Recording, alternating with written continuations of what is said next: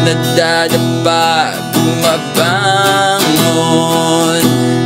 gaya ng puno, hindi pumapalag. Welcome back sa isa na namang episode ng Maskulado, at ito ang part 2 ng aking pagre-react sa inyong mga comments para sa vlog ko tungkol sa tinatangka ko pagpasok sa mga lumang sinehan sa Maynila. Okay, unang comment na ating titingnan ay, dati noong nagwo-work pa ako sa Makati, siguro 19 ako noon, pumasok ako doon sa sinehan, nadadaan muna sa pataihan ng mga pantalon. Nagtaka ako bakit marami ang nakatambay sa labas ng pinto.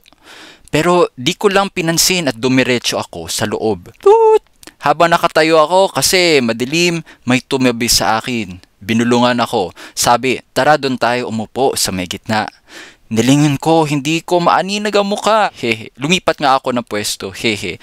Mahabang kwento. Basta nadali ako nung na yon, pero binigyan ako ng pera. Ganun pala, nagbayad ka na, magkakapera ka pa. Yun pala magic nun, pag pumasok ka sa isang lumang sinehan.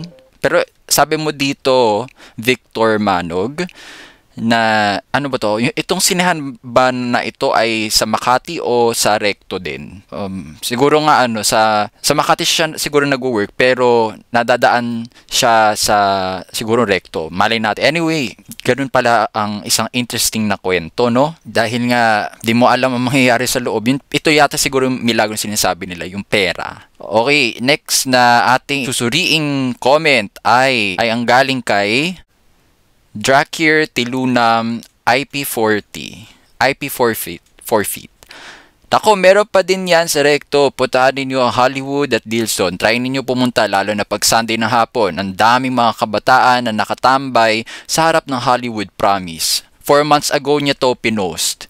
Ma-check nga, no? Kapag mapadaan ulit ako ng Maynila. Ano kayang mga ang unang maging encounter ko? Mag-suggest nga kayo, ano ba dapat ang una kong gawin kapag nakita ko agad yung mga nakatambay na ito na kabataan? Sino ba dapat ang una kong lapitan para sa isang panayam? Kayo, ano ba gagawin nyo kapag nandun na kayo tapos yun, nasa inyo may sumenyas na, well, lalabas siguro yung siguro kapag dumaan doon ka na mismo, lalabas na yung tunay mong kulay.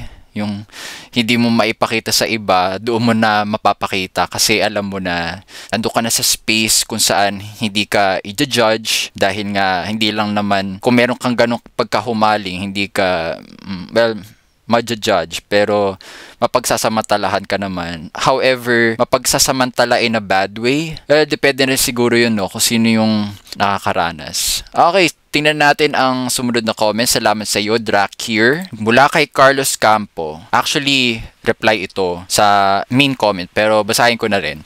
Minsan sa Dilson, dami mo makikita sa loob kahit madilim, mas madami nakatayo, palakad-lakad kaysa sa nakaupo. Yung pala senyales kapag alam mo may mangyayaring kakaiba, ay tingnan mo yung kilos ng mga kasama mo sa loob. Tama nga naman. Kapag marami na nakatayo, palakad-lakad, magtaka ka na. Hindi lang panonood o hindi panonood ang ipinunta doon, kundi iba. Yan. So, salamat sa inyong mga comment.